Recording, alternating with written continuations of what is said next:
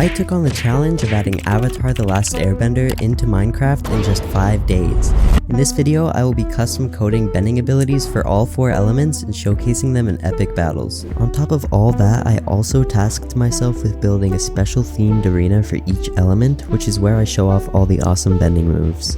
And I've got a little extra planned for day 5 that I'm sure you'll want to see. So on day 1, I started production on the coding of the water abilities, as well as building the water arena. The first one I came up with is called the Great Waterfall, which lets me send a giant wave that comes crashing down on my enemies. I also made ice discs, which are controllable projectiles that follow the path of my mouse. Because of this, I can get really creative with them and can even do things like shoot from behind a tree and hit my targets on the other side. The third ability I thought up is the Ice Glide technique, and was inspired by Katara in her battle versus Paku. It lets me escape from sticky situations and take a second to distance myself from the enemy. One of my favorite abilities from water is the mist screen. It's actually pretty complicated though, so follow along really carefully. First, it creates a radius around me, and as long as I stay within the mist particles, it turns me invisible. It also constantly checks for enemies inside it, and if I press shift, it teleports me to the enemy and target. Basically, I just hide in mist and kill a monster. Water's 5th ability is called Slashing Water Wave, which pulls up water from the ground and slices through the air. Lastly, we've got Boiling Mist, which creates a cloud of very hot steam that lingers in front of me and burns enemies for as long as they stay in it. I of course needed a place to show off all these cool abilities, so I also spent my time on day 1 building the water arena. I was able to repurpose an old arena so that I could save time, but I also added some really cool water elements to this arena to make it fit the theme better. I decided to make 6 abilities for each element, plus 2 extra powerful ones that will be showcased along with the avatar state in day 5, so stay tuned if you want to see some even more OP water abilities. Moving into day 2, we've got some even more crazy abilities to showcase, but this time they're from the earth element.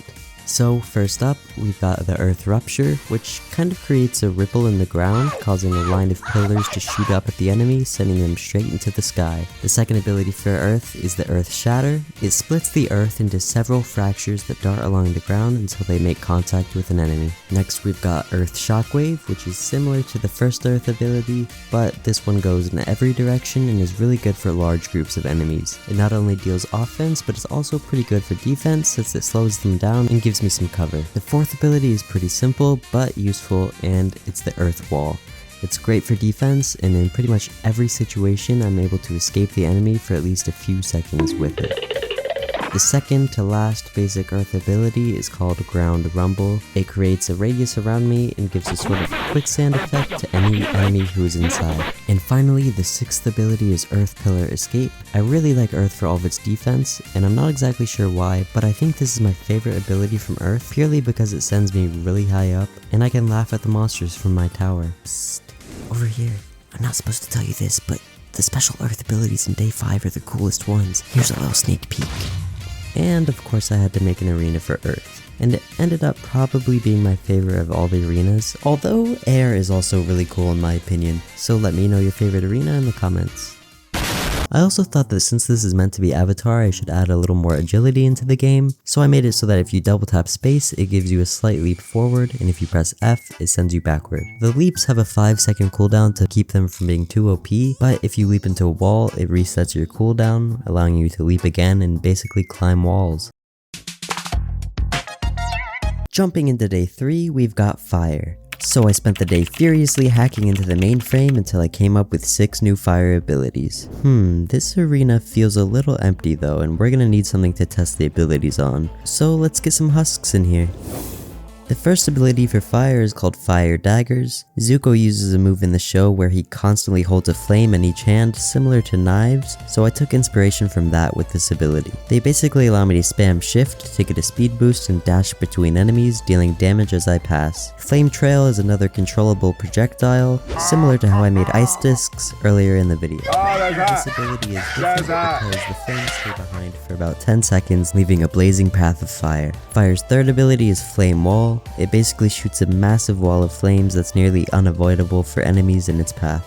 Flaming Fist is the 4th ability in Fire's arsenal, which sends me flying across the map, setting my enemies on fire as I blaze past them. Fire's definitely the most offensive element I've made so far. It also deals the most damage, but isn't too overpowered in my opinion, considering you also have to take a lot of damage when getting up close to the enemy. The next ability is called Inferno Smash. It allows me to leap over my enemies and deal a devastating blow as I come smashing into the ground, sending flames in every direction. And finally, we've got the Expanding Ring of Fire. It's probably one of the most visually appealing abilities, and it creates a mesmerizing effect as it pulses in and out from where I begin it. Any enemy who's unlucky enough to stand on it will get destroyed over time. Hey!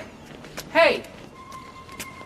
You idiot! Am I losing your attention already? Let's stimulate that little brain of yours. Checks for enemies inside it, and if I kill shit, it teleports me to the enemy. It targeted me. The fire arena didn't take much building since I already had a fire themed arena built, but I wanted to add in some extra fire elements to really make it pop. So I added a lava fountain in the middle of the arena, not only for style, but also to give some cover from enemies. I also put lava in a few other places in the arena to make the vibe fit the theme a little bit better.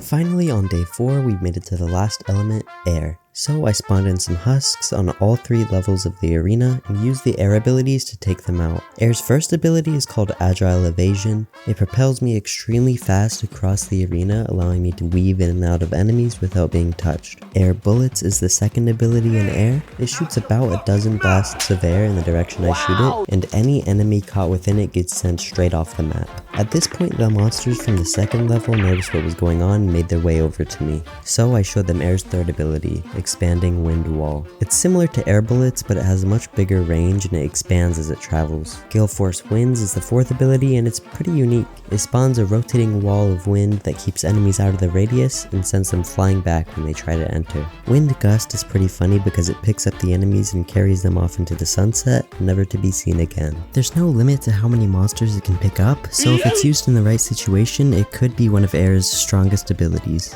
After defeating the enemies of the first and second level, I made the journey up to the final level, where another set of monsters was forced to face the wrath of the air element. But Air's last ability, Wind Tornado, was more than enough to take them out, so I shot out a few and let them do my job for me. Now with all the monsters cleared, it's time to showcase the air arena. I had some trouble with this arena at first, and it didn't turn out quite how I wanted it to, so I spawned in some TNT and had it blown up. But I got to work right away and started building another. This one turned out much better and is probably my favorite of all the arenas. Let me know in the comments which was your favorite. But we're not done yet. There's even more amazing air abilities that are showcased in day 5 along with the avatar state.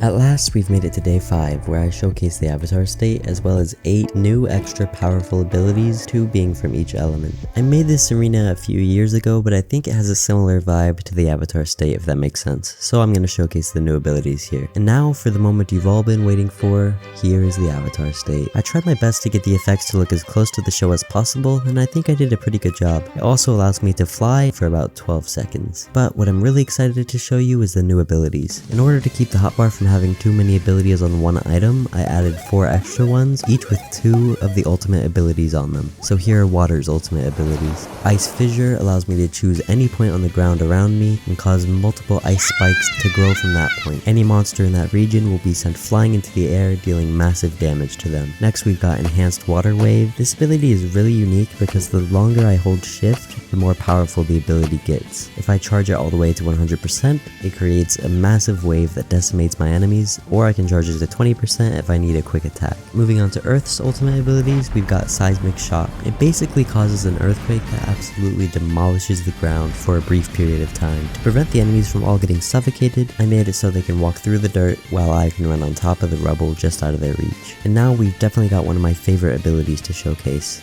Earth-Shattering Launch. It sends me flying through the air after being launched off a chunk of earth and lets me crash down onto the enemies, creating a shockwave in the earth and sending the monsters to their death. These abilities are definitely stronger, seeing how I took out this massive horde of husks with only 2 earth abilities. Now we'll move on to Fire's ultimate abilities and see if we can take out an even larger horde with just fire. And we'll accomplish exactly that with Wildfire. It spawns a small fire where I click on the ground, and the sparks from the original fire spread to nearby areas, creating a massive radius of scorching flames. Next up we've got Combustion Rocket, which might have my favorite effects of any ability. It shoots a spiraling missile of flames that burns my enemies to death. Not much else to say, just a pretty deadly ability. And finally we've got Air, which has perhaps the most OP ability of them all, Staff Cyclone. It lets me leap into the air, spin around a staff, and generate an absolutely massive tornado that sucks in any nearby enemies and carries them in circles while dealing damage. And with the last ability to showcase, I decided to spawn in an even stronger army, a horde of iron golems. So enjoy me miserably failing to fight them as I spam every ability I have.